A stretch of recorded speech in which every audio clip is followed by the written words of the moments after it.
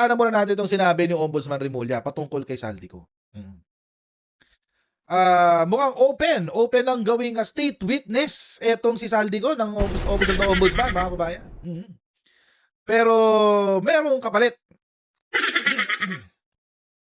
Merong kapalit, mga kababayan. May kapalit. Ano kapalit? Syempre restitution. Nagbalik ka muna ng ginakaw mo, Saldico. Oo. At ang matindi, mga kababayan, alam nyo magkano hinihingi? Oo. $1 billion, guys. Nakahugot na $1 billion. Siyempre, sa nakaw mo. Magkano yun? Magkano $1 billion? Wait. Let's Google that. 59 billion pesos. Yes, guys! Oh. Bigat. sa mahugutan yun. Siyempre, sa nakaw mo. Di ba? 59 billion, no? Tigas ng mukha ni Saldico! Let's go! Oh, ito yung balita dyan, guys. Pakinggan natin. Hinamo ni Ombudsman Crispin Boying Remulla si dating Ako Bicol Party List Representative Saldico na isauli ang bilyong-bilyong pisong umano'y nawawalang pondo ng gobyerno bilang patunay ng kanyang mabuting intensyon. Ayon kay Remulla, malinaw na senyales ng good faith ang agarang restitution sa kinakaharap ni Ko na malalaking kaso ng katiwalian. Iniutos na ng Sandigang Bayan ang pag-aresto kay Ko at idineklara siyang pugante kaugnay ng umano'y anomalya sa multi-billion peso flood control project at budget insertions. Kasalukuyan siyang nahaharap sa mga kasong malversation, graft at falsification of document. Yun So malinaw malinaw. So hinamon ni Ombudsman Remulla na magsoli ng pera itong si Saldico. $1 billion. Sumagot naman yung kampo ni Saldico, yung abogado niya sumagot. Sabi, wala daw silang ibabalik kasi ubos na. Joke lang yan. Wala daw silang ibabalik kasi wala daw siyang ninakaw. Oo. Kung busy mo, lelang mo, panot. Di ba yung mga bata ganun? Oo. Lelang mo, panot. Utot mo, green. Ganyan. Ganun eh. Oo. Walang naniniwala doon, guys. Maniwala doon, angat. No joke. Maniwala doon, angat. Ang laking kabalintunaan yun. Sabi, wala siyang nanakaw. Ba't siya nagtatago? Di ba? Ba't siya nagtatago? Kalokohan yun. Lelang mo, panot. Tatay mo, karton. Oo, sabi ni Attorney Rundain. Di ba? Tatay mo, karton. Lang yan. Tigas na mukha ni Saldico, no? Pero, alam nyo, mga kababayan, ako naniniwala ako na mahuhuli yan soon. Depende lang yan sa pag-uusap na gagawin. Well, first, it needs, the government needs to confirm kung talagang nandoon nga sa Portugal si Saldico. Ang sabi ng mga media, ito namang media kasi panggulo palagi eh. Fake news din to minsan itong media na to eh. Sinasabi nila na ito lang si Saldico, tawag dito. Totoo daw, dahil daw sa Switzerland siya nag-file ng kanyang motion for reconsideration sa Supreme Court. Ibig sabihin nasa Switzerland siya, not necessarily. Dikit-dikit lang ang Schengen, ano ba? Diba? Dikit-dikit lang ang Schengen. So, kung willing siyang mag-drive, o baka din-drive niya ng 2 araw yun, di ba? We don't know. Desperado ka magtago eh. At ang nakakatawa pa doon, mga kababayan, yung ginamit niyang passport ID, yung canceled passport. Oh. Ewan ko lang kung bakit tinanggap ng embassy yun sa Switzerland. Ang weird. At saka ang weird yung embassy natin, mga kababayan. Alam na nga nilang wanted. Nangyari to kay Harry Roque, naalala nyo? Sa Dubai naman siya. Sa embassy natin nag-file. Which is technically Philippine land o Philippine territory. Alam na may warrant of arrest. Ba't hindi nila dinedetain, no? Ang weird talaga. Ang weird. Hindi ko naiintindihan bakit ganun. So, I don't understand. Kasi kung notary yun ng Pilipinas, dapat may personal appearance yun. Hindi pwedeng walang personal appearance. Eh. So, I don't understand. It's beyond me kung bakit hindi. Pero ganun yung nangyari. But anyway, moving on. So, may ganyan na nga angulo, no? Gusto nang kasuhan ni... gusto na nga... For some reason, gustong bumalik ni Saldico. Which tells me, mga kababayan, kahit na marami siyang pera at nandoon siya sa ibang bansa, hindi siya happy. So there's something bothering him kung talagang ganyan siya. Diba? There's something bothering him. So, kasi siya mismo nag-reach out eh. At mukha kinumpirma na ni impliedly confirmed ni Ombudsman Boying Remulla na nakikipag-usap siya. Kasi nag-offer siya ng restitution. Magbalik ang pera, gagawin ka namin state witness. Di ba? Pero hindi lang magbabalik ng pera, di ba? Baka kasi nafe-feel din ni Zaldico yung nararamdaman ng early Diskaya, di ba? Ninakaw ko na nga to tapos nanakawin niyo na naman sa akin pabalik. Logic, di ba? Oo. Ninakaw ko na to akin na to, tapos nanakawin niyo uli. So, ewan natin. Pero isa pa po, ito pa nga isang pasabog na balita, mga kababayan. Mukhang yung hustisyang hinahanap natin para sa mga senador, parating na. Mukhang magkakaroon na ng warrant laban dito sa mga ibang senador na kabilang dito sa flood control scam. Mukhang ito na ang inaabangan natin. Senate panel seeks plunder raps versus Escudero, Estrada, Villanueva and others over flood control mess. Ayan na mga kababayan. Gusto ng pakasuhan ng Senate Blue Ribbon Committee si Cheese Escudero, Jinggoy Estrada, Joel Villanueva at iba pang mga senador na former senators over the flood control issue. Ayan na sinasabi natin. Ito, inatagal na natin inaabangan to, guys. Ang tagal na natin inaantay ito, guys. Kala ko hindi mangyayari itong panahon natin. Oo, pakinggan natin yung balita, guys. Back from the beginning tayo, Corina. Kapapasok lamang na balita, pinakakasuhan na ng Senate Blue Ribbon Committee ang ilang mga dati at kasalukuyang opisyal na dawit sa flood control scandal. Kabilang dito sina Senators Jinggoy Estrada, Joel Villanueva at Joel Cruz. Si Joel Cruz pala Kawawa naman yung pabango. Baka yun naman ang flood control pabango. Joel Cruz to talaga si Corina Sanchez. Nadamay patuloy si Joel Cruz nang wala sa oras. At Cheese Escudero. Bukod sa administrative cases, liable din daw sila sa malversation of public funds, Ang dami, bribery, at plunder. Gayon din sina resigned Congressman Saldico, dating Senador Bong Revilla, at former Representative Mitch Cahayon Uy.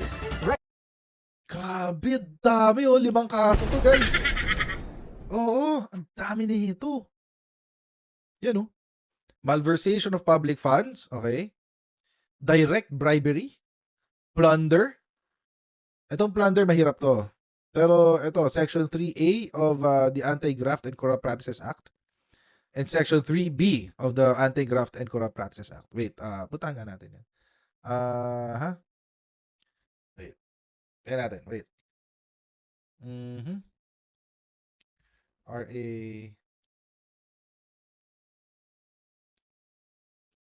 Yan. Wait lang ha. Tahan natin yung Anti-Graft and Corrupt Practices Act.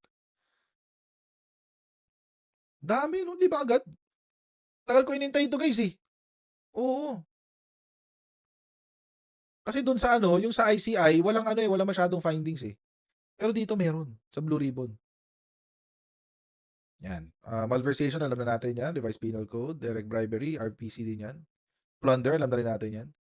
Ito. Section 3A of RA 1319. Okay, 3, Section 3A. Ito. Yan. Ito.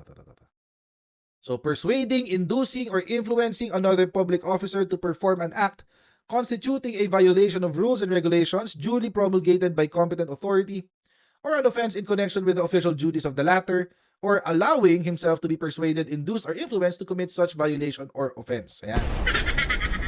So, ito yung pag sinabi nating inducing, mga kababayan, ibig sabihin po niyan, pagbibigay ng reward.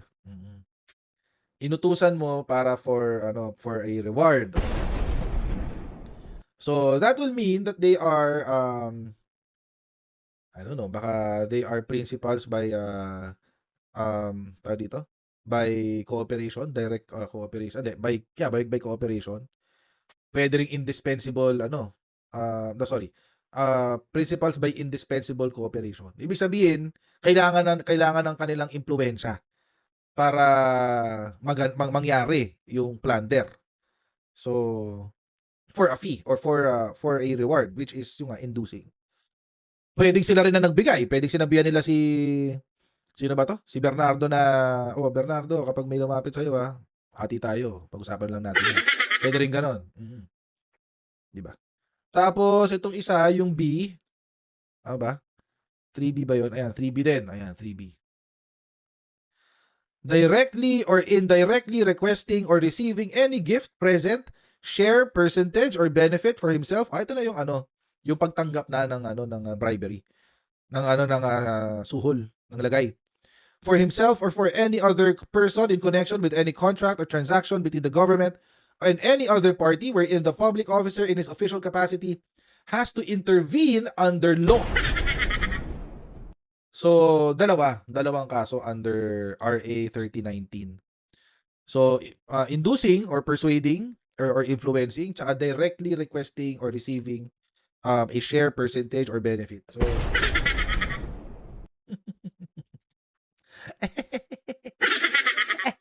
eto na!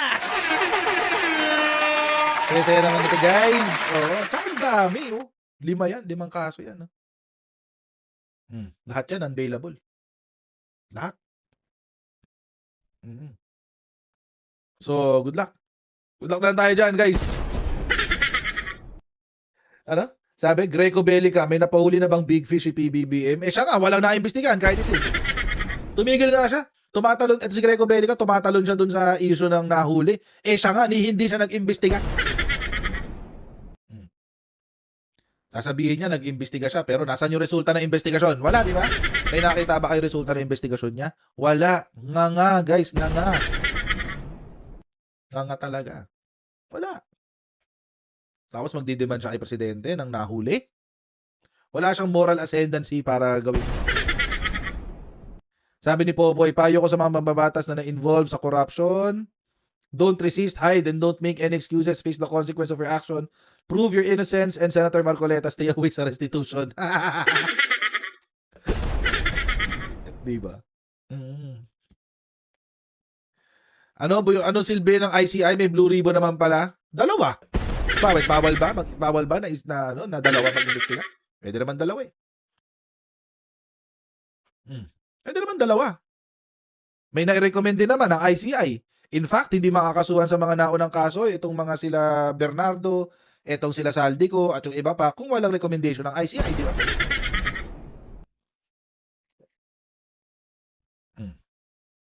Sabi ni N4INC, Coach, paano siya mag-iimbestiga? Puro mga amo niya. Exactly. Paano mag-iimbestiga si Greco? Puro amo nga niya yun. Yung nakinabang si Eric Yap. Si Pulong Duterte. Paano siya mag-iimbestiga? Kaya ang laking BS naman pinagsasabi ni Pulong. Tsaka ni Greco. Palaking BS naman. Pero para lang ma-remind tayo sa mga nangyari. Bakit kasama dito si Chis Escudero, sila Joey Villanueva. Kay Jinggoy, alam naman natin kung bakit. Kasi isinabit siya ni Bernardo. Alam naman natin yan. Ay, hindi pala si Bernardo. Si Henry Alcantara. Si Henry Alcantara ang nag-bisto sa kanya. Tsaka si Yusek Bernardo. Tapos, yung kay Joel Villanueva, alam naman na natin ang kwento niyan. Kay Joel Villanueva, ang naglaglag sa kanya si Henry Alcantara. Nag-deliver daw siya ng kayamanan kay Joel Villanueva. Si Chis Escudero naman, ang naglaglag sa kanya si Yusek Bernardo. Na ang sabi sa pamamagitan ni Maynard Ngu, siya ay nagpaabot ng bilyong-bilyong piso. O din, parang 500 or 600 million yata ang kanya na deliver. Kay Senator Chis Escudero. Oo. So, alam na natin yan kung bakit. Pero baka lang just to remind us of what happened in the past. Kasi syempre kailangan meron tayong basihan sa mga sinasabi natin dito. Una pong sumabog ang involvement ni Chis Escudero doon sa insertions. This was last year. On July 22, 2025. Dito sumabit si Chis Escudero. Kasi nung siya ay nag-insert ng 147 billion pesos na mga proyekto. Oo. At hindi ho niya ito itinanggi. Ang sinabi ho niya, trabaho ng Kongreso na baguhin ang National Expenditure Plan or ang President's Budget. Yan ang sinabi niya. Trabaho naming baguhin to. Yan sabi niya. Diba? Tigas! Tigas ng fez, guys! Ang tigas talaga ng fez. Promise. Oo. Hindi niya dinunay. Oo. Ganun siya katapang. O ngayon, tahimik. Matapang noon, tahimik ngayon. Wala pa kayo naririnig kay Cheese, di ba? Noon pa man. Simula nung sumabog tong issue na to. Diyos ko. How?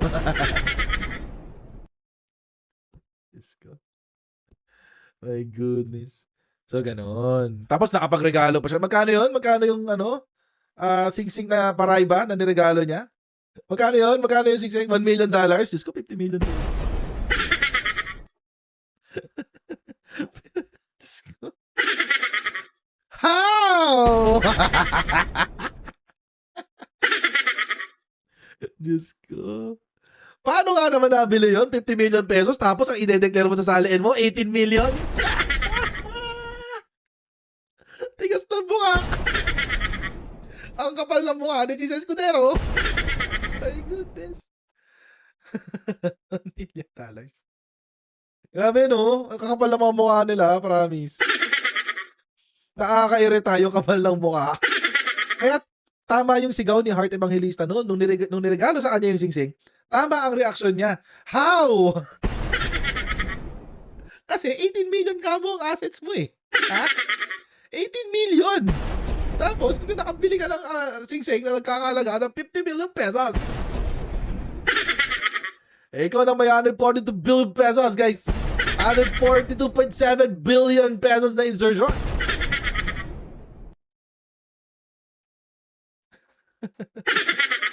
Ngayon, mga kababayan, paano naisingit yung insertion na yan na 100 billion plus? Oo. Ang ginawa niya, pinuntahan niya si Saldico sa Batasan during the BICAM noong 2024 para maipasok niya yung insertion niya. At meron pang ang chismis, mga kababayan, na yung pera na yan, yung 142.7 billion na yan, ay ginamit para trabahuhin yung impeachment complaint ni Sara Duterte. Tinrabaho niya. Silang dalawa ni Saldico. So at this point, mga kababayan, alam mo na eh. Alam mo na talaga at this point, alam mo na kung sino yung mga guilty. Kitang-kita mo na kung sino yung mga guilty. Alam mo na kung ano yung direksyon eh, at this point. The minds are really, at least for the 2025 budget, or for all intents and purposes, eh baka since 2024 budget pa. We don't know.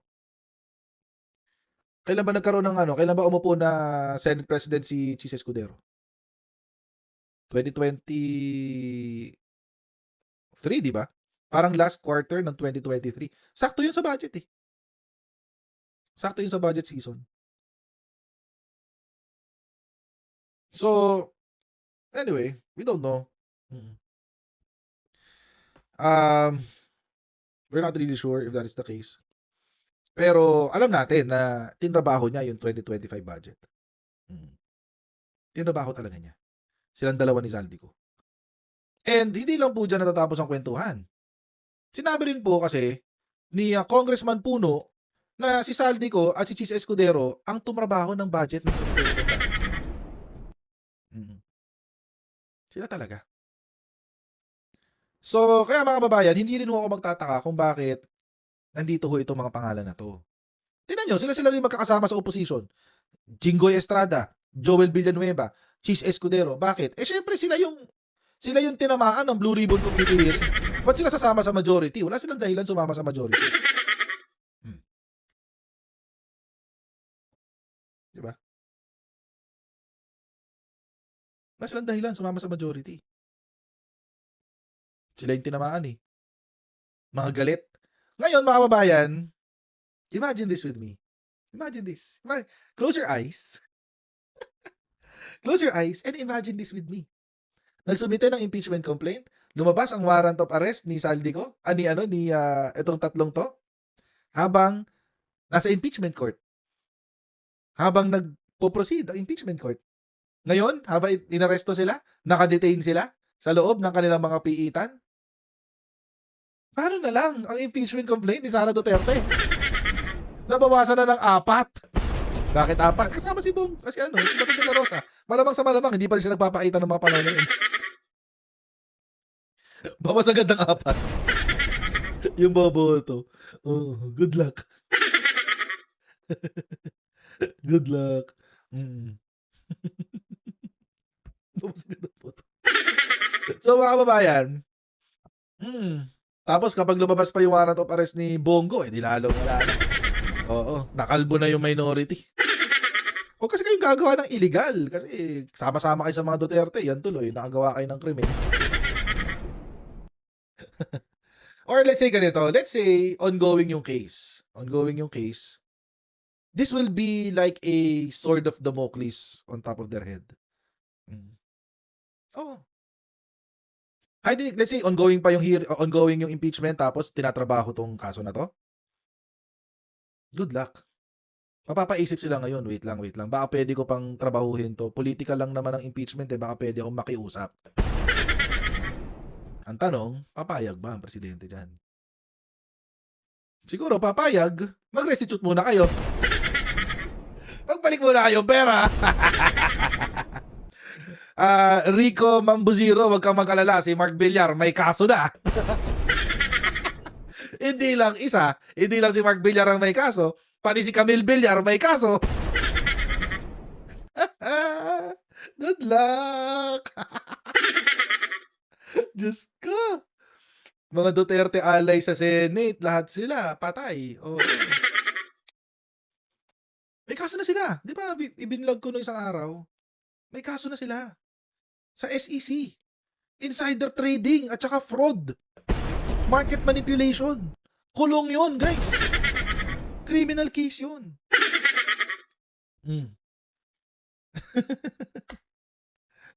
Woot.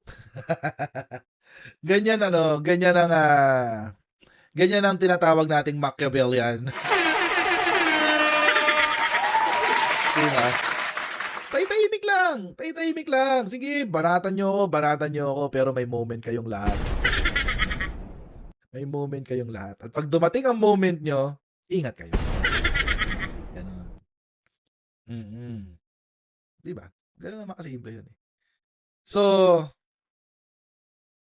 -3 agad ang opposition. Siyam sila, -3. So, 6 na lang sila. Good luck.